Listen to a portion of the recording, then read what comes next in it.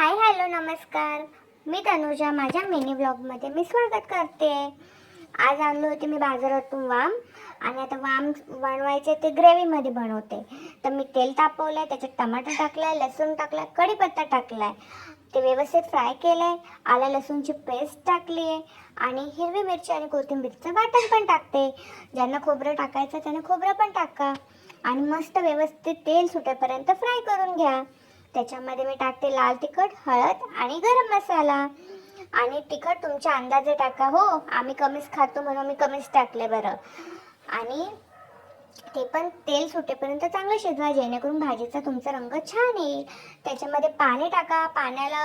पाण्यामध्ये चिंच किंवा कोकम ॲड करा, जेणेकरून तुमच्या भाजीची चव अजूनही वाढेल आणि त्याला एक चांगला आंबटपणा येईल.